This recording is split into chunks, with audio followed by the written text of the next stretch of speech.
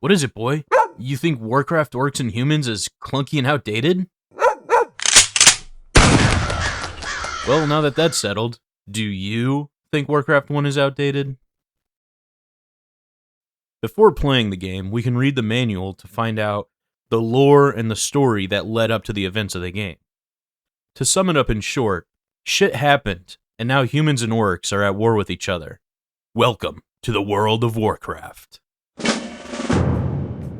Now, I've seen some videos on YouTube and hear people online say that Warcraft 1 is shit, it's outdated, it's clunky, just play the remaster, blah blah blah. Now, I'm pretty new to the RTS genre. I don't really have any nostalgia for this game or Warcraft in general. My only exposure to the series is my parents had played World of Warcraft for as long as I can remember.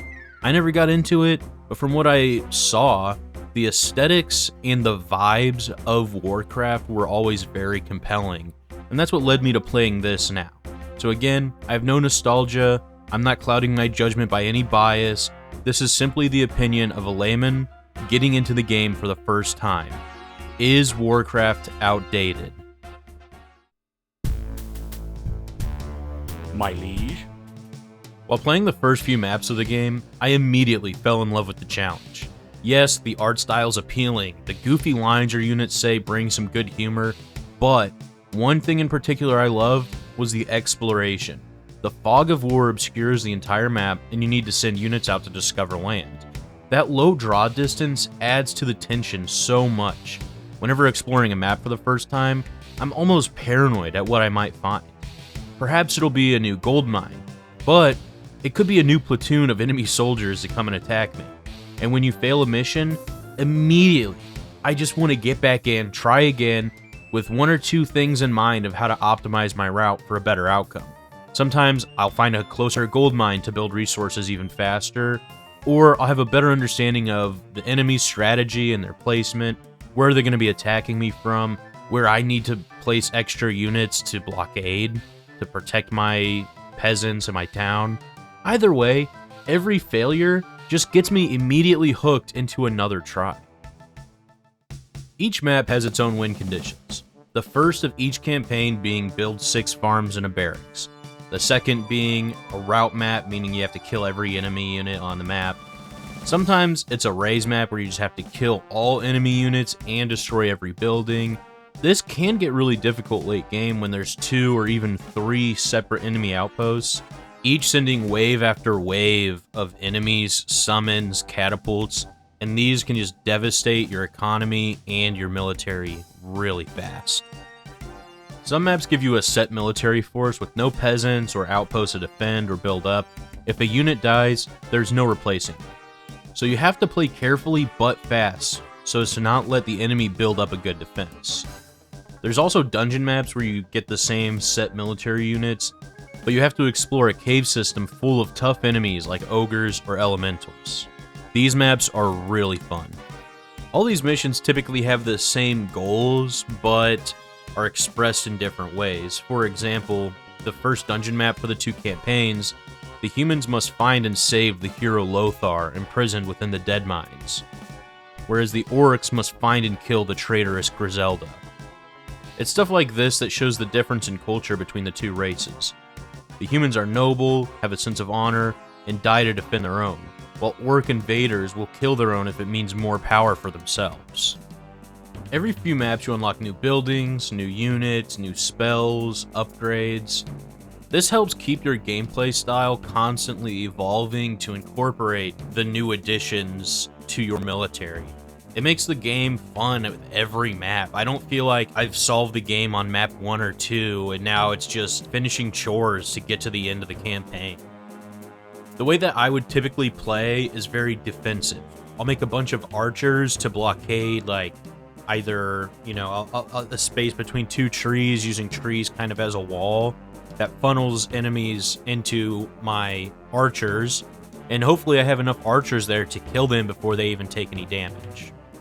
If they do take some damage, if you're a human, if you're playing the human campaign, you can get the cleric, which can heal your units back up. However, the orcs don't get a cleric, they get a necromancer. Instead of being able to heal a unit, once a unit dies, or if they kill an enemy soldier, they leave a skeleton on the ground, the necromancer can raise them as a skeleton. You can use these skeleton units to go and attack enemies. The difference, I much prefer being able to heal a soldier, because an archer is way more valuable to me than a skeleton. The skeleton units are free, but most of the time, it's either going to be your dead unit or an enemy dead unit, and the skeletons just aren't very valuable. They don't do a lot of damage, they can't take a lot of damage. They die really quickly. So you can throw them around as expendable units, but they don't really have much of an effect. I would much rather save 450 gold and 50 lumber having to replace a unit that just died and turn into a skeleton. I would much rather just be able to heal him back up, because your archers, once you give them upgrades, they will kill shit really quick. Now, if you play like me very defensively, your biggest nightmare, the thing that will constantly devastate your military and your economy, are the catapults. Catapults you will be focusing on your peasants, making sure that they're all, not getting trapped in your town, and sending them back and organizing them, building new units, having more buildings built, checking your farms. You're busy looking at all this other stuff. Meanwhile, a catapult slowly come on down and just hit your front lines and devastate it. You had like 10 soldiers there, they're all dead and within a second. Catapults are slow, but to a stationary target, they wreck everything. Now, to a moving target, they don't really hit shit. So this definitely benefits the computer, because they're never busy checking their farms to see if they need to make more to have more soldiers. They can move everything at once.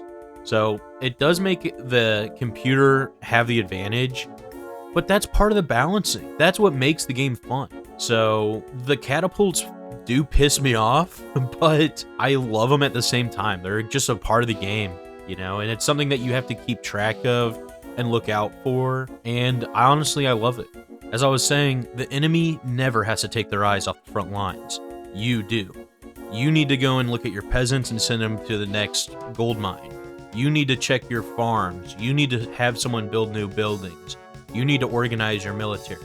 The computer is always doing that. So not only do you have to formulate a good strategy in how you're going to defend your base and work on destroying theirs, but the actual time management aspect of it is also where that challenge comes from. If you're ever sitting around doing nothing, you're losing time. I'm constantly panning my map around from unit to unit, making sure my peasants aren't stuck between each other. I'm looking to see where I need to add more combat units to strengthen my blockades. I'm looking to see where I should place my next structure, checking my farms to see how many more units I can create. The challenge is what made this game so incredibly fun when it came out in 1994. The strategy and the real-time management. So if this game is so fun, then why do people say it's outdated? Why do people say it's clunky? The number one reason I can find is because this game can be brutally hard, especially late game. One mechanic that leads to this, and is a big source of criticism, is you can only select 4 units at a time. Whereas in further games in the series, you can select 9 or more. In the remaster of Warcraft 1, you can select 12 units. The original 4 units at a time was not a mistake. It wasn't because of hardware limitations. It was a design choice to make you play more strategically. The difference might not sound like it's much, but in-game, where every second counts, it can be a game changer. Only being able to control 4 units at a time makes you move your army 1/3 the speed as 12. And in the remaster, you can designate a hotkey to set designated groups, making reselecting units as quick as the press of a button. You can move your units around the map way more efficiently in the remaster. Now that sounds cool, but this changes the game from having the computer at an advantage to actually giving you an edge over the controller. To casuals out there that want to play this game, but don't want to actually get good at it, the remaster on Battle.net might be more up your alley. But that doesn't make the original game bad. You weren't only able to select 4 units at a time due to clunky hardware limitations. You could select 100 units at once with the hardware limitations, but it was an intentional design choice to limit it to only 4 to make the game more strategic in how you move across the map. It forces you to think more carefully since they intentionally made it less efficient. And this makes the game better. This makes the game more challenging. And as I've said before, challenge is depth. Now, I'm not saying games need to be brutally hard, but having challenge is better than having no challenge. And every playthrough I've seen of the remaster, I haven't seen anyone struggle. I struggled in Warcraft 1, the OG DOS version. I died many a times on various maps, and that was what made it fun. If I breezed through this game and beat every map in my first, maybe second try, but the fact that this game was so challenging, it had such an obstacle for me to overcome, that's what made me love it. Now maybe I just fucking sucked at the game, I don't know, but I thought this game was challenging, and that is what made me love this game. The original balancing of the game can be brutal. There were some missions that took me 12 or so tries to finally get through. But from watching people play the remaster, every map was a first or second try at best. I know there's people out there who think every game should be possible to first try, but if you're a real gamer, you want the challenge. If I first try everything in a game, I feel like I just wasted my time accomplishing digital chores. Warcraft 1 is a mechanical challenge for you to engage with, to master, and overcome. That is what makes a game a work of art. Another thing that people criticize this as being outdated for is the usual suspect, "Oh, my pixel graphics." Well, guess what? This game looks fucking beautiful. The sound design is also keynote.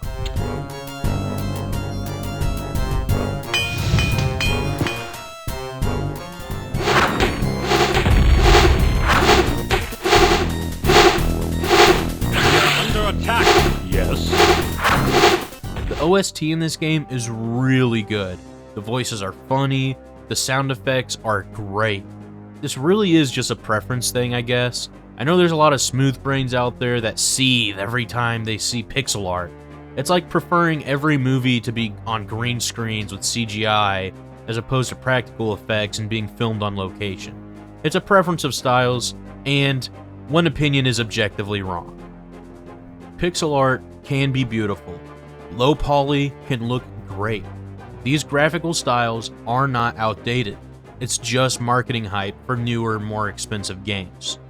No, don't play that ugly GameCube game. No. You have to give me your heckin' dollarinos for the newer version that's been nerfed 20 different fucking ways. Graphics do matter, but that doesn't mean poly counts need to be higher. It means art style. What's under the hood doesn't matter. It's how they look. Mario 1 still looks the same it did 40 years ago, and it looked fine then, and it looks fine now. But E.T. on the Atari, it was always kind of ugly. It didn't look good when it came out. Well, Warcraft looked good in 1994, and it still looks fucking good in 2026. And actually, the remaster kind of looks worse. A lot of the art in the remaster looks AI upscaled, and it looks smudgy and ugly. And that's just for the pixel art that's been upscaled. The cutscenes were full motion video. Now they're not. They cut them. Cut content. Now you just get a generic wallpaper. The only thing to me that's outdated is the notion that games are outdated. It's time to take that idea and throw it in the fucking bin where it belongs. No other medium is like this. No one says, that painting is outdated. I only like 20th century shit and newer. When it comes to music, all anyone ever says is how new music sucks and the old shit's where it's at. Movies sometimes do if you go back to shit from like the 30s when it's still silent films, or I know a lot of people just won't give the time or day to a black and white movie. I mean, there's a lot of the greatest films ever were black and white. That's the same thing as being a graphics whore and being, oh, it's pixel art, not 3D modeled, high poly count. Like, it can be an amazing work of art. You just need to get past this fucking little dumb shit. But when it comes to movies from the 80s and 90s, a lot of people actually prefer them to today's film because they used practical effects, they had more soul, they were works of art. They weren't just cash cows designed in a boardroom with, oh, this'll make money, let's fucking do another one of these. No, when that shit happens, the cat'll like it, but everyone knows it's slop. What people care about was the soul of the older films. And it's the same way with games. Now, there are good games that still come out, but a lot of them are fucking slop. And the cattle love it, but that doesn't fucking mean it's good. Now, the only reason video games aren't given that same treatment and respect, where older entries in the medium can still be held in high regard, and everyone just says old games are outdated and bad, is because the other forms of media are passive. You can sit back and watch a movie, or listen to music, or look at a painting even, and not really engage with it, just let your eyes glaze over and take in the experience and enjoy it. You can enjoy the flashing colors and the effects on screen, but if you engage with the film and try to analyze it to understand deeper narratives, to understand the motifs, the character arcs, you can take away something deep and meaningful. However, with video games, it's a very active medium. You have to engage with its mechanical challenge in order to experience anything at all. If you do nothing, nothing happens. So you need to engage with the experience to learn the game. And the more you engage with its design, the deeper you'll understand it as a work of art. And that's why I love video games. And playing Warcraft is yet another game that just emboldens my love for gaming. So when people call a game clunky or outdated, they're really saying they don't want to have to work for the experience. They want engaging with the game to be as overly convenient as possible. What, do you just want the game to beat itself for you too? They call these quality of life features, but they're just convenience mechanics to make the game easier to play. Games have a design challenge. You're supposed to meet it in the middle. But these convenience features, referred to as quality of life, are there to meet you all the way. I mean, every critique about Warcraft's gameplay is just, wah, I have to learn the game? And it's mainly because these slop-tuber game reviewers just want to play a game so they can shit out their video as fast as possible and move on to the next. Any second they spend trying to get better at this game or actually learn it to have a good review and a good opinion is pushing off their next video even more. And that's why I fucking hate slop-tubers. They don't actually care about the game, they just want to pump out videos. I've seen people say Warcraft is, oh, it's too outdated, clunky, and rudimentary to be a good experience. Maybe just check it out for the novelty of playing one of the first RTS games out there. But I know these people just got filtered. They didn't want to actually learn the game. They didn't want to get good at it. They just fucking suck. And they just want to move on to the next fucking game. So why even make the review? Objectively, Warcraft 1 is a good game. Anyone who says it's not good is because it doesn't have any modern conveniences to make the game easier and more streamlined. They're just crying because they got filtered. Games present a challenge for you to overcome, and they can be well crafted or poorly designed. These quality of life changes don't enhance the experience. They just castrate the design so lower skilled players can be handheld through it. Warcraft 1 is a beautifully designed challenge. It doesn't need any conveniences to make it playable. It's perfect the way it's always been since 1994. You just need to get good.